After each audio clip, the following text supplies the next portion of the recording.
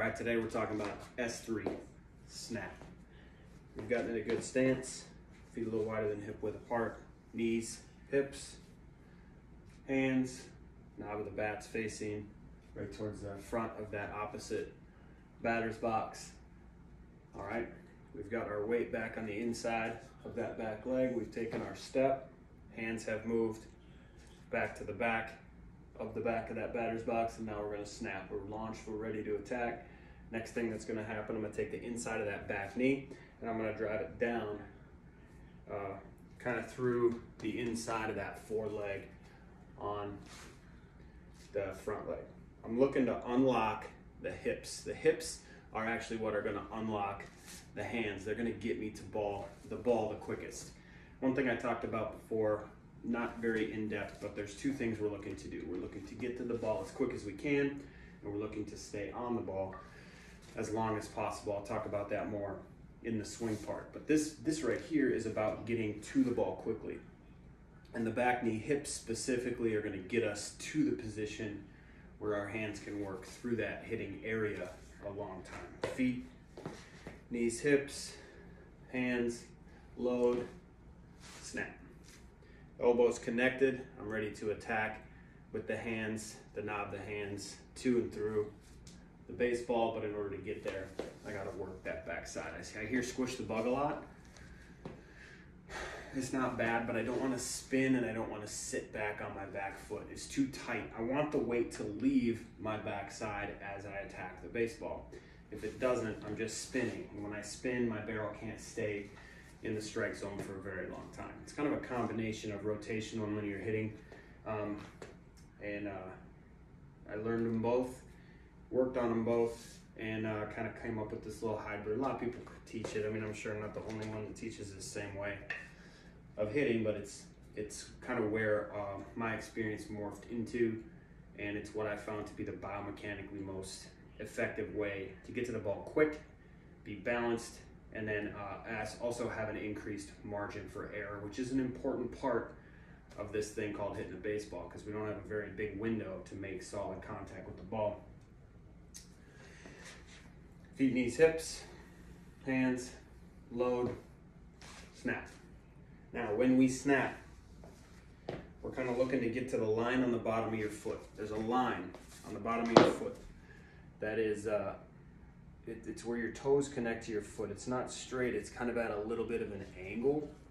So when I snap, I don't want to just get here, I want to get all the way through so that backside's fully rotated, that hip is fully cleared, and that's going to put my body in a strong position when I contact the baseball. One drill I can do to help get the weight off the backside but still get that squish the bug feeling. You want to squish it, but you want to let it live. That's one way you can talk about it. And this drill's really hard for kids, but this is a really good thing that they can work on their own, especially if there's a mirror in the front. You don't even need a bat. Feet are hip width, we're taking our step.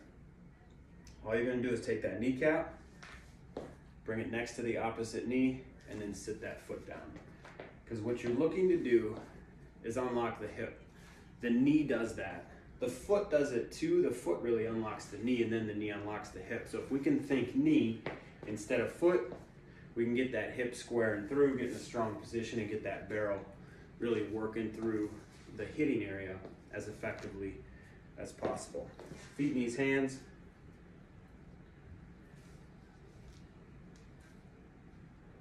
We load, backside drive, and then we'll finish through with the swing portion next time.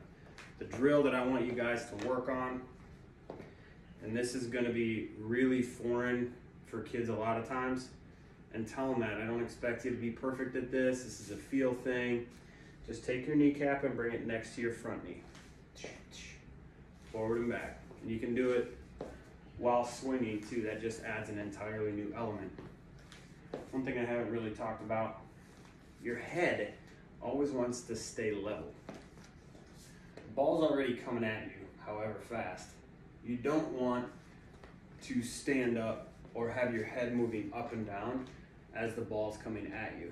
What tends to happen if I push instead of drive, my head goes up, my hands go down, and I'm gonna miss underneath the baseball, or I'm gonna roll over the top into a weak ground ball.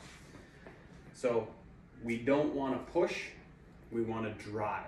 I'm gonna call it drive, I'm not even gonna call it rotate, because we don't really want to rotate, we wanna drive. We wanna get the rotational energy, yes, but we wanna get some drive energy working that way. That is where we wanna go with the baseball. We don't wanna spin, we wanna work through the ball, okay? One more little bit of information with that snap. When you do decide to snap, you know, we're loaded, stride, it's okay to slide a little from back to front, but when you decide to attack with that back knee, the front slide has to stop, the front leg has to get firm so that we can create that energy slinging the barrel through the baseball. As you work that back and forth, pop, pop. Don't let yourself go forward and then back. You need to keep your back leg firm so that you're not drifting over the top of it and then sitting back too far. Boom, boom. It's a small movement. Pop it, make it happen. That is snap.